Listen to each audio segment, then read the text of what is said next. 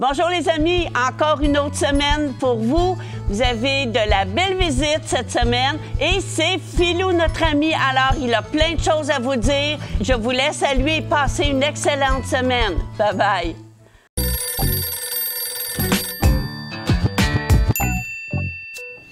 Shalom, ici Philou en ligne et cette semaine, nous avons une histoire biblique.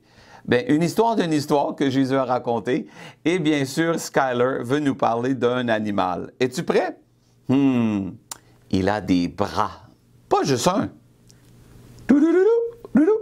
8 bras. On le regarde? La pieuvre. Salut, toujours moi, Skyler, pour te faire plonger sous l'eau pour rencontrer un nouvel animal, la pieuvre. La pieuvre est connue pour son corps arrondi, ses yeux gonflés et ses 8 bras. Bien qu'il soit communément dit qu'elles ont des tentacules, ce n'est pas exact. Les tentacules ont des ventouses à l'extrémité de la longueur, tandis que les bras ont des ventouses sur toute la longueur. Elles vivent dans tous les océans, mais sont surtout abondantes dans les eaux tropicales chaudes. Ces invertébrés rampent sur le fond de l'océan en se faufilant dans les petites ouvertures à la recherche de la nourriture. Elles ont tendance à marcher davantage parce que leur cœur s'arrête de battre lorsqu'ils nagent, ce qui est épuisant. Les pieuvres sont des carnivores qui se nourrissent de crabes, de crevettes, de homards et parfois de proies plus grosses comme le requin. Ces merveilles sous-marines ont aussi des prédateurs et elles ont donc quelques astuces pour se défendre. Lorsqu'elles sont menacées, elles expulsent de l'encre qui obscurcit l'eau autour d'elles, ce qui trouble le prédateur. Elles se cachent également et peuvent se camoufler dans leur environnement. Pour se fondre, elles changent de couleur pour s'adapter à ce qui les entoure. Le changement de couleur peut également être utilisé pour communiquer avec d'autres pieuvres. Ces créatures sont pour la plupart solitaires et vivent seules dans des trous de rochers. Elles déplacent elles-mêmes les rochers pour créer leur cachette. Ces brillantes bâtisseuses se servent d'une pierre pour faire une porte et être en sécurité dans leur antre. Étonnamment, elles ont 3 cœurs, l'un pour pomper le sang dans tout le corps, les 2 autres pour pomper le sang près de chaque branchie. Te sens-tu parfois blessé? As-tu parfois de mauvaises pensées? Penses-tu parfois que tu n'es pas assez bon? Contrairement à la pieuvre, tu as un cœur physique et un cœur spirituel. Il est donc important de le garder. La Bible dit « Garde ton cœur plus que toute autre chose ». Cela ne veut pas dire qu'il faut sortir une épée et protéger son cœur physique. Cela signifie qu'il faut faire attention à ce que l'on pense. Ton cœur est précieux et peut être blessé et peut causer du tort. Il est donc important d'en prendre soin et de le protéger des mauvaises choses. C'est pourquoi Dieu t'aide à protéger ton cœur.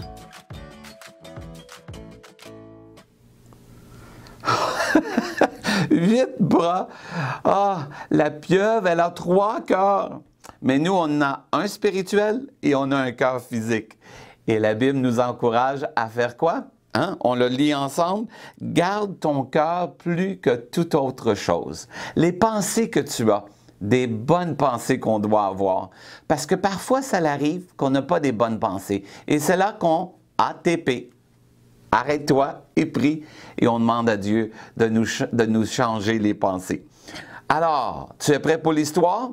Si Jésus était ici maintenant, comment est-ce qu'il raconterait une histoire, lui? Bien, regarde bien, Philou a trouvé une manière de le faire. Tu regardes le retour.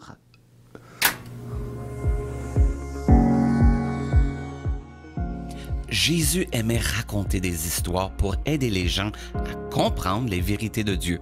Voici l'une d'entre elles. Un homme avait 2 fils.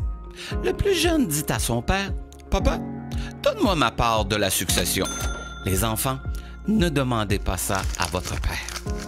Le père a séparé son argent en 2 et lui a donné la moitié. Il aimait ses fils.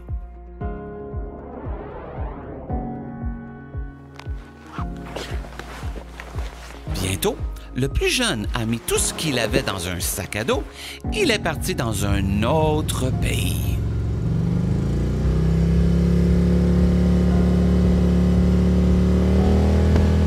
Il a dépensé tout son argent et s'est beaucoup amusé. Les enfants, c'est une bonne idée d'en garder pour plus tard. Après avoir tout dépensé, il y eut une grave famine dans tout le pays. Cela signifie qu'il n'y avait pas assez de nourriture pour tout le monde. Et elle n'avait plus d'argent. Alors, il a trouvé un travail et nourrissait les cochons dans une ferme. Il avait tellement faim, mais personne ne lui donnait de nourriture. Il aurait aimé manger quelque chose, même la nourriture des cochons. Au bout d'un moment, il se dit « Même les ouvriers de la maison de mon père ont de la nourriture. Je suis affamé ici. Je vais retourner voir mon père et je lui dirai « Je suis désolé ». Quand son père l'a vu revenir à la maison, il a couru vers lui et l'a embrassé. Et oui, il l'a même embrassé. Le père a dit à ses serviteurs, « Vite, vite, vite, apportez le plus beau costume et mettez-le lui. Mettez-lui une bague au doigt et des chaussures aux pieds. Faisons une fête. » Mon fils était perdu, mais maintenant, il est retrouvé. Vous voyez, Jésus voulait que nous sachions que Dieu nous aimera toujours et nous pardonnera toujours lorsque nous disons « Je suis désolé ».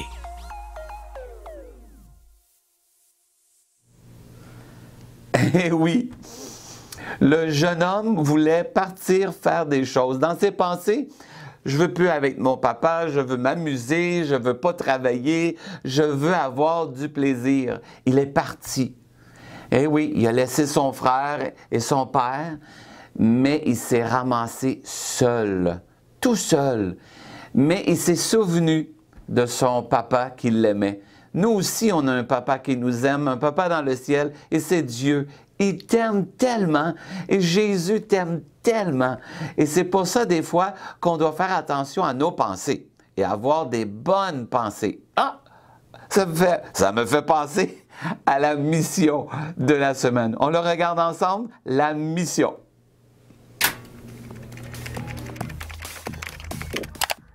Voici ta mission. Cette semaine, tu vas faire attention à tes pensées. Ce que tu penses doit être des bonnes pensées. Et si tu as de la misère, ATP, arrête-toi et prie.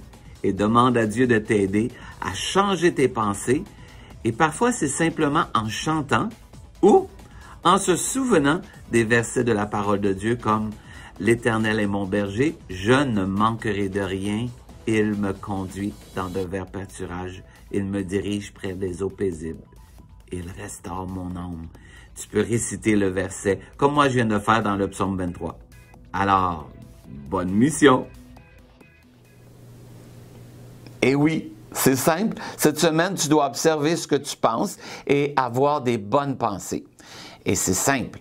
Quand on a de la misère, comment est-ce qu'on peut faire ça? Bien, c'est simple. On prie et on demande à Dieu. Arrête-toi et prie. Et Dieu va t'aider à avoir de bonnes pensées. Je veux célébrer et chanter parce que tu vois, c'est une autre manière de nous changer les idées en chantant des louanges et des merveilles à Dieu. Tu veux le faire avec Philou? Alors on le fait ensemble et Philou te dit « Shalom ». Célébrons ensemble et changeons nos pensées pour des bonnes pensées.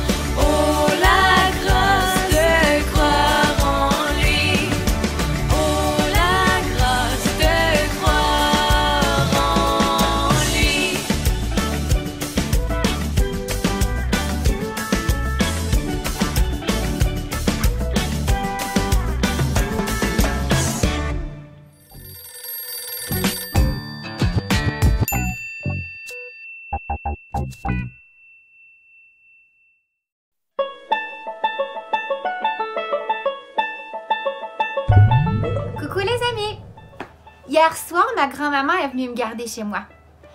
Ah, j'aime ça quand ma grand-maman vient me garder. Parce qu'elle chante toujours plein de chansons et elle nous raconte toujours des histoires de la Bible à mon frère et à moi. Puis hier, elle nous a raconté l'histoire de David quand il était un roi. Elle nous a dit qu'une des choses qui a fait que David a été un très bon roi, c'est qu'il a gardé son cœur pur. C'est quoi ça veut dire un cœur pur? Eh bien, ma grand-maman nous a bien expliqué qu'avoir un cœur pur, c'est avoir un cœur rempli de belles choses. Ouf! Moi, mon cœur, il n'est pas toujours rempli de belles choses. Surtout pas quand mon frère vient me voler mes jouets. Ouf! Mon cœur se remplit de colère très, très vite. Ma grand-maman m'a rassurée en me disant que c'est normal et que c'est même arrivé à David d'avoir le cœur rempli de mauvaises choses. Mais David, ce qu'il a fait, c'est qu'il a demandé à son papa dans le ciel de venir changer les mauvaises choses en belles choses. Et puis, c'est ce que je dois faire. Alors, quand mon cœur y est rempli de colère ou de tristesse, je dois demander à mon papa dans le ciel de venir changer ça en bonnes choses, comme par exemple sa joie ou sa paix. Est-ce que ça t'arrive, toi, des fois, d'avoir des mauvaises choses dans ton cœur? Moi, je pense que oui.